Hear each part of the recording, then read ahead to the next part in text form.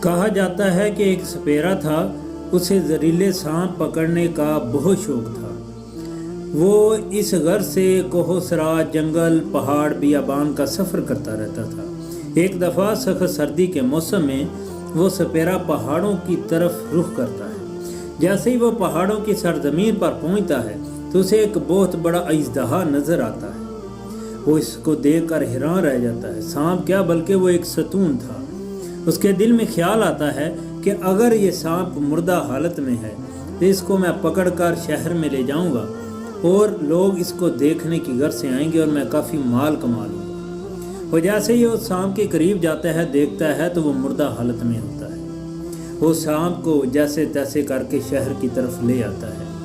جیسے ہی لوگوں کے کانوں میں یہ آواز پڑتی ہے کہ سپیرا ایک بہت بڑا اور نایاب اور زہریلا سانپ لے کر آیا ہے، تو لوگ جوگ در جوگ اس کو دیکھنے کی غرض سے سپیرے کے ارد گرد جمع ہونا شروع ہو جاتے ہیں۔ سینکڑوں لوگ اب سانپ کو دیکھنے کے لیے جمع ہوتے ہیں۔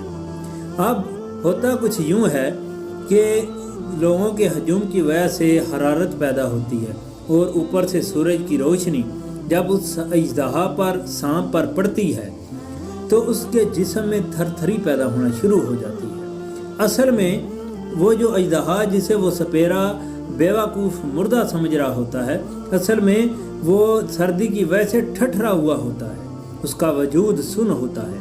جیسے ہی اس کے اوپر حرارت پڑتی ہے، سورج کی روشنی پڑتی ہے، حرارت کی وجہ سے تھر تھری پیدا ہونے کی وجہ سے اس کا انگ انگ وجود کا ہلنے لگتا ہے اور وہ اپنا منہ کھول دیتا ہے۔ جیسے ہی وہ اژدہا، وہ سانپ اپنا منہ کھولتا ہے تو لوگ یہ منظر دیکھ کر بھاگ نکلتے ہیں۔ پھر جس کا جدھر دل کرتا ہے وہ بھاگ جاتا ہے۔ اب یہ منظر سپیرا بھی دیکھ رہا ہوتا ہے اور وہ دل میں خیال کرتا ہے، ہائے افسوس، میں کتنا بیوقوف ہوں، کس بلا کو میں اٹھا کر شہر میں لے آیا ہوں۔ اب وہ بھی اس سے بچنے کی غرض سے بھاگنے کی کوشش کرتا ہے۔